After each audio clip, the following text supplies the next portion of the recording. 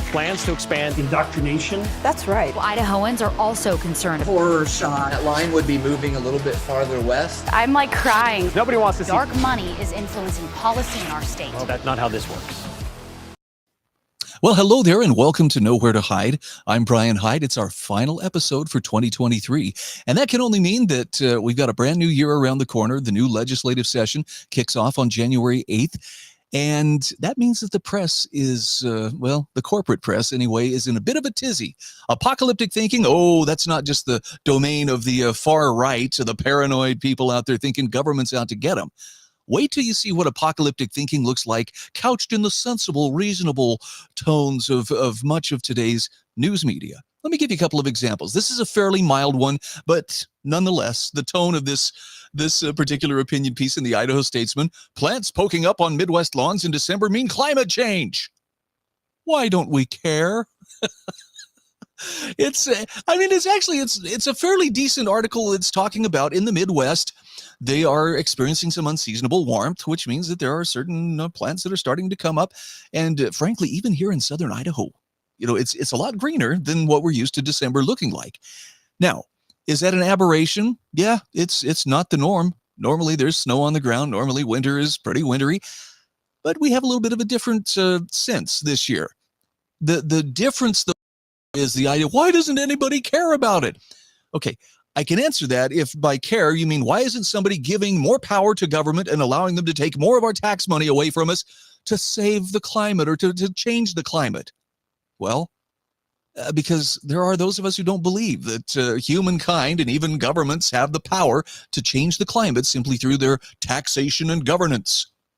But of course, there are a lot of people who are very vested in that idea, primarily people who are of a strong hard left bent, maybe even to the point of Marxist, that really think that this is the only way we can get things under control. You have to give control to us of your private property, of your life, every comfort that you have, and of course, we need your money as well. Yeah, I'm going to say hard pass on that. Thanks, bruh, but no thanks. Now, you want to see what some real apocalyptic thinking looks like? You think I'm kidding? No, this is a commentary from the Statesman as well. This is from Douglas Sidaway, who is a farmer in eastern Idaho, and a prognostication of what to expect for this coming year. Obviously, Douglas is thinking about the presidential election, like a lot of people. That seems to be the focal point of, well, what is 2024 going to be about? So, with a presidential election soon, the future is up to us. Happy apocalyptic holidays. Now, that may sound kind of tongue-in-cheek, but I want you to hear Douglas's breakdown of what it's going to look like should the election not go the way that he and those on the political left want it to go. He says it's probably a little too early for an obituary of the Republic.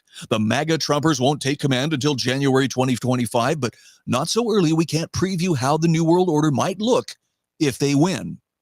First, an assurance. Nobody's going to be kicking in doors looking for evidence of elitist thinking the day after the inauguration. It'll be more of a slow drip, a wink to Putin's invasion of Ukraine and the Baltic states here, a nod to Christian nationalism's obliteration of church and state separation there, maybe even a little martial law to energize the base and keep normal people from taking to the streets. Really? This is all what Trump has planned. Okay, well, that's terrifying, or at least I think he intends it to be terrifying. He goes on to say that edgier and more effective than the first Trump go-around, to be sure, but basically a reprise of the cruel ideas and narcissistic ramblings we've heard before. His cognitive decline to the contrary. Let that one sink in for just a moment as you consider President Potato Head. And does he even know where he is most of the time? Okay, I'm not stumping for Trump by any means. I'm just saying, wow. Talk about pot meets kettle thinking here. Trump will continue to squeeze more lies and more self-adoration out of a 20-word vocabulary than a B-movie publicist. No, the real work of deploying full-on authoritarianism will only happen later, once Stephen Miller, the pardoned Steve Bannon and Michael Flynn, and the white nationalist Nick Fuentes and soon-to-be disbarred Jeffrey Clark hit the West Wing and put in motion the Heritage Foundation's blueprint for an even more inequitable America. Well, gee, it sounds like the right is on their way to destroying this incredible paradise we have where, we've been paying around $4 a gallon for gas for most of the last 3 years. And it's the degradation of this country, meaning the destruction of liberties, the destruction of productivity, the incredible spending, and of course, miring us in foreign conflicts and intrigues. That was all Trump's fault, right? No.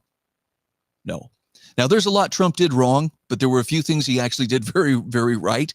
And it's the threat that he's going to undo all of these wonderful blessings that Joe Biden and others in the political class have bestowed on us. That's what has this apocalyptic mindset creeping in for Douglas Sidaway. As far as the Heritage Foundation's blueprint for a more inequitable America, one where we don't rely on critical race theory to color our thinking, pun intended. Well, I don't know. Seems like we did pretty good as a nation before we got all caught up in obsessing over race.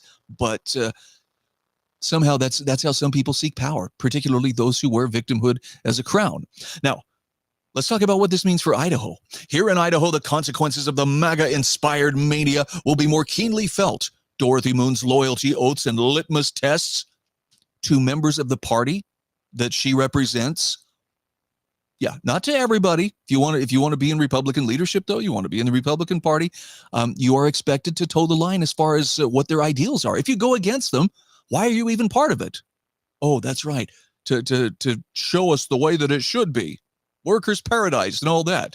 And the Idaho legislature, already distracted by the Idaho Freedom Foundation and its state house puppets, will become paralyzed and irrelevant. Oh, we could only hope. My pocketbook would welcome a paralyzed, irrelevant government more than you can know. But no, as far as groups out there actually fighting for your freedom and fiscal responsibility, I had a chance to hear some of the different bills and some of the different policies that the Idaho Freedom Foundation will be working with legislators, regarding this next session. It covers a lot of different territory. And here's the kicker. None of it is about expanding government power for the sake of expanding government. It's about keeping it within its proper limits, keeping it responsible and accountable so that it's not running roughshod over you, the taxpayer, or you, the citizen. Responsible budgets won't get presented or passed. What does he mean by responsible? The same kind that to basically, if you ask for it, we have to give it. No, responsible budgets would mean if there's waste, it's taken out before the taxpayers are presented with a bill they don't really need to be paying. Quaint notions of reason and civility will be erased from the lexicon. Yeah, people might start calling each other extremists and stuff like that if Trump wins. Oh, please. And the Panhandle, already on the brink of catastrophe, will become a Disneyland and arsenal for every race-baiting, conspiracy-burdened white supremacist bigot in the country. That's quite the fever dream that Douglas has going on here. But before he gets too far out there in the weeds, let's see how he likes to wrap all of this up for us. Meanwhile, roads and critical infrastructure will continue to deteriorate. The state's vital irrigation water will flow past Milner under federal edict for sale to out-of-state bidders, and crop prices will fall through the floor as Trump ignores diplomacy and ignites another costly tariff war with China. Idaho's trading partners will steer clear of the chaos and look to more stable sources for commodities and employees. Oh, it's going to sink our state economy, too. Our grandkids and kids, all the real victims in all of this, will graduate from their home schools and private academies armed with only a fake understanding of history and a distrust of science and learning. Let me just offer a little quick correction on that. They will graduate with an understanding of history that isn't based on government-supplied propaganda and a distrust of science and learning. Yes, again, state-sponsored science, there should be some air quotes on that, and learning. Clearly, Douglas is of the statist ilk that believes that anything not under the direct control of the state is by definition out of control. He says there's nothing easy about the looming decisions we're about to make, especially if you're a Republican, and it means breaking ranks, at least for now, with a hijacked party that has discarded your beliefs, your heritage, and your common decency like so much roadside trash. Now, actually, I don't disagree with what he's saying, but it's true, just not in the way that he means it. The rhinos, the Republicans in name only, those who run as Republican but govern as Democrats, are the ones who have discarded your beliefs, your heritage, and common decency as so much roadside trash. You'll see about that in just a moment. We talk about some of the things that they actually support. But Douglas warns us the scale of this thing is bigger than you think. These are not ordinary times. So says Douglas Sidaway, who writes and practices law from his farm in southeastern Idaho. I can only hope that Douglas has anyone to sit with him to get him through this episode, because I seriously worry that sounds like a man who is right there on the brink of Well, I don't know. A breakdown, certainly, hopefully not self-harm. So let's talk about throwing away that decency here. Oh, thank you, Brian Clark from the Idaho Statesman. If there is anybody who has more garbage takes to his name than Mr. Clark, I don't know who it is, but let's give a try with one of his better ones. Transgender care ruling confirms what we knew. This is in response to a district judge, basically putting a hold on the enforcement of the law that would protect kids from being subjected to irreversible hormone treatments as well as genital mutilation surgery. Okay, so that's what he says. This ruling confirms what we knew. Lawmakers disregarded the Constitution. Interesting fact about Brian Clark. His concern for the Constitution is very limited to, the Constitution only works when it's something that I want. But let's say it's gun owners, things that are actually listed in the Constitution, like in the Bill of Rights, the right to keep and bear arms. Oh, he's all against that. You can Google his name.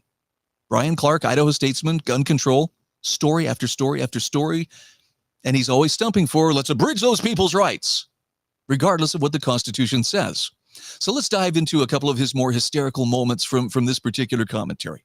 U.S. District Judge B. Lynn Windmill issued a preliminary injunction Tuesday banning the implementation of Idaho's cruel and discriminatory ban on gender-affirming care. That is chemical and surgical mutilation of kids who are too young to engage in contract or to make these decisions for themselves. Plain and simple. But we'll call it gender-affirming care for the sake of the warm fuzzies. Now, Windmill found that the bill very likely violates the 14th Amendment's requirement that all people are given equal protection under the law, as well as their rights to due process, and said plaintiffs were likely to be successful in court challenging the law. Okay, I'm not sure exactly where he's going with this particular bit of hysteria, but you don't have a right to mutilate your kids. Parents, this is for the adults in the room. If your kid is having a mental struggle, particularly with regard to his or her gender, you don't have the right to sit there and steer them like, some demented form of proxy by Munchausen disease to try to get them to take permanent steps and think that you're doing the right thing. You need to respect that some things cannot be easily undone. And that's what this bill was supposed to do. Brian Clark was not surprising. It was very obvious from the start that this law was unconstitutional, in his opinion. As obvious as it was in the case of the law banning transgender people from getting proper government identification and other recent attempts by Idaho Republicans to engage in legal discrimination. Now, again, I have to break this down. In other words, the state government must bend the knee and must cater to the fantasies of people who are mentally confused and trying to work through their problems. In other words, the only way this could be fair, in his opinion, is for everybody else to pretend. But that's not the proper role of government. It's not government's job to pretend, well, yes, if you say you're a woman, you must be a woman, despite the fact you were born with man tackle. No, that's not it. So to say that, they were just trying to strike out, and do something harmful, to engage in legal discrimination. Look, we all discriminate every single day of our lives. And I mean that in the sense that we choose between what is preferable and what is not. And in this case, we're talking about a preference for reality versus somebody's fantasy that you don't even know for sure where they're coming from. You don't even know. How many videos have you seen where people are upset because they're being misgendered? But it's a big guessing game. Oh, well, what can I say? You can't say the right thing. You will never say the right thing because that person is wearing their victimhood like a crown. They don't want you to say the right thing. They want to be upset so that they have control. That's the whole point. I mean, it's a sick game, and I mean that it's sick in a mentally ill sense. Some lawmakers who voted for this bill may have been tricked into thinking they were protecting children. Yeah.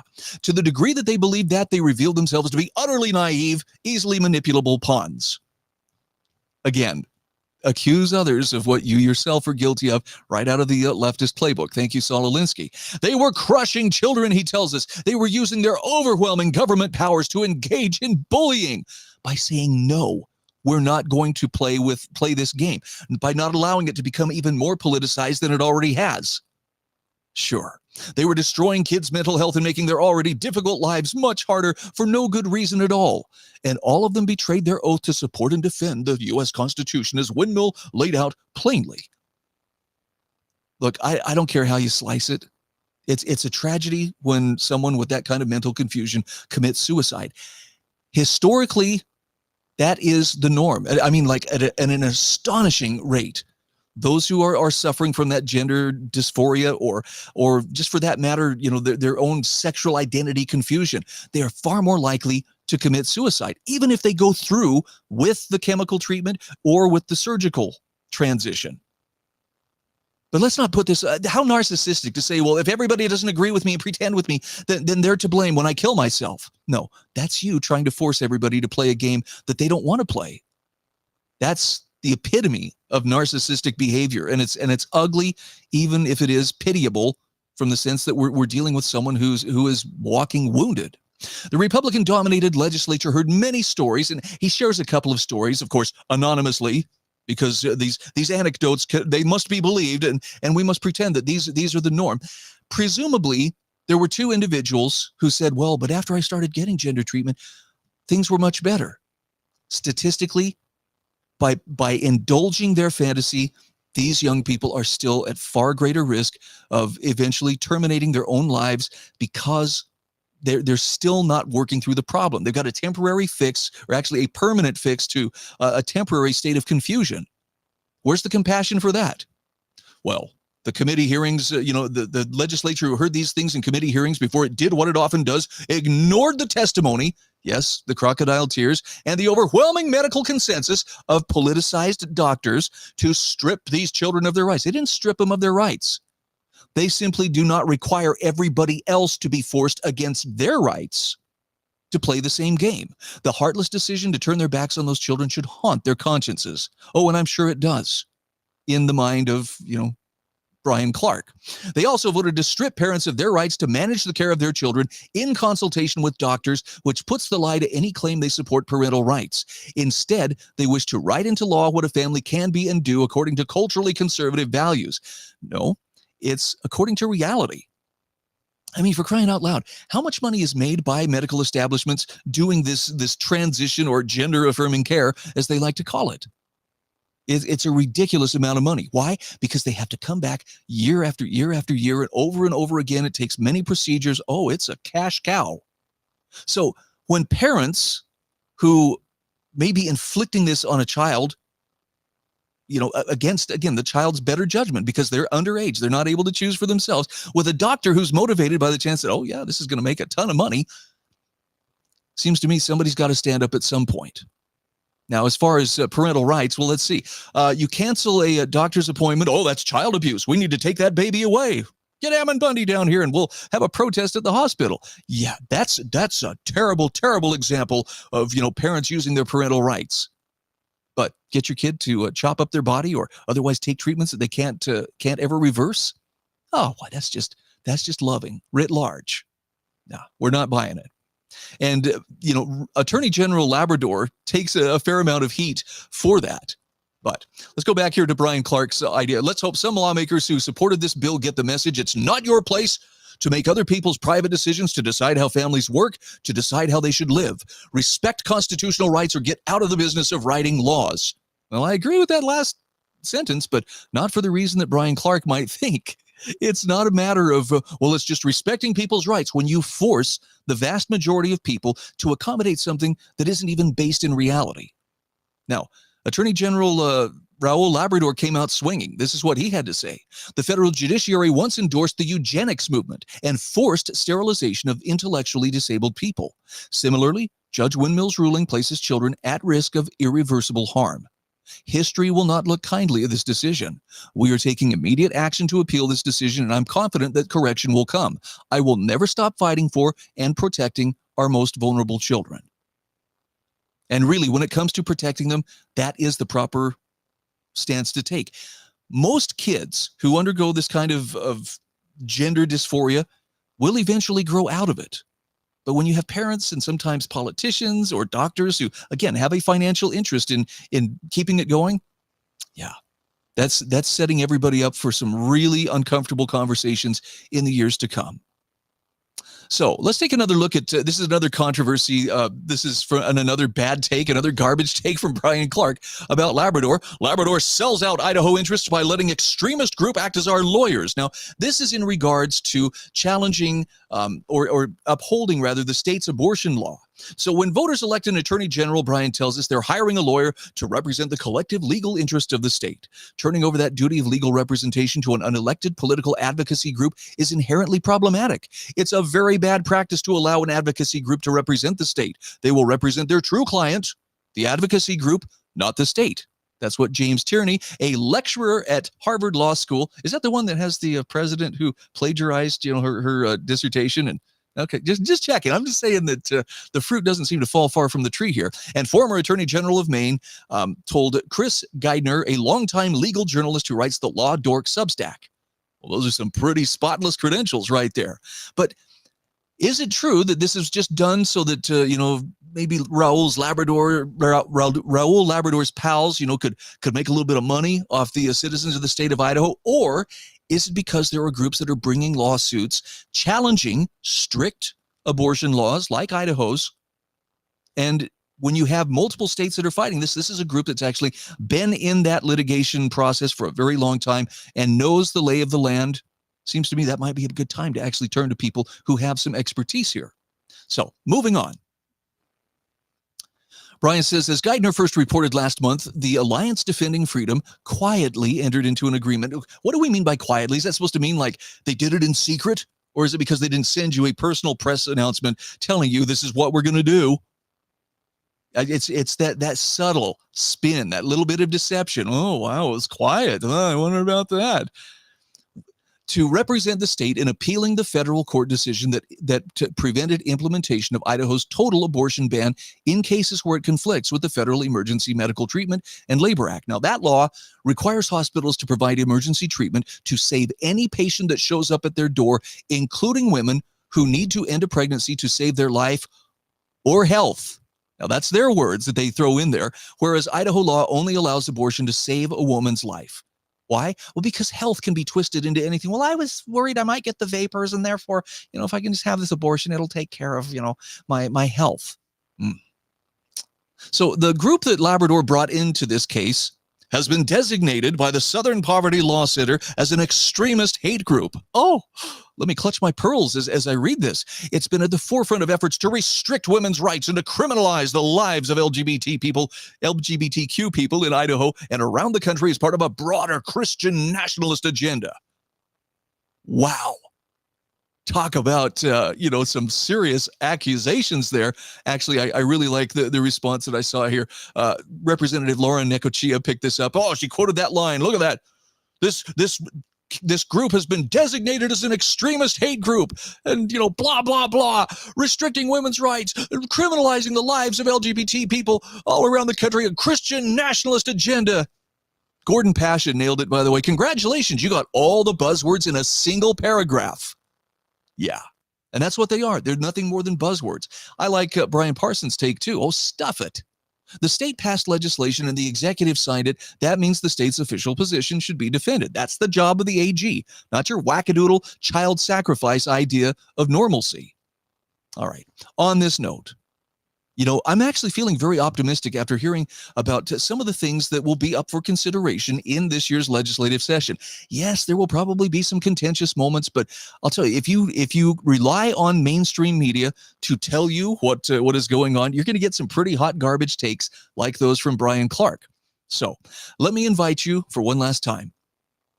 Get ready by participating in the popular course Legislature 101 offered through the Idaho Freedom Foundation. This is free of charge. It's an online class, but it will help you better understand the process that the legislature uses to consider legislation. So it's coming up on January 3rd, 7 p.m. Mountain Time, 6 p.m. Pacific Time.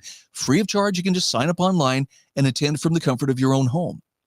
Now, they make it really easy to navigate the process. They'll go over the Idaho Freedom Index, explain how that works. You don't have to wait for some reporter with an agenda to translate it for you. Go to the source, the Idaho Spending Index, the Idaho Education Index, so you can hold your lawmakers accountable in real time. You do have to RSVP. It's simple. Couple of clicks of the mouse and you're there. They're also offering an advanced course, Legislature 201. This will be held at 7 p.m. Mountain Time, 6 p.m. Pacific Time, January 4th. So if you're willing to give about an hour of your time for a couple of evenings next week, you could learn a lot. Now, if you've already been through the Legislature 101 class, you're ready for something more challenging and engaging, well, you're invited to participate in that next level offering.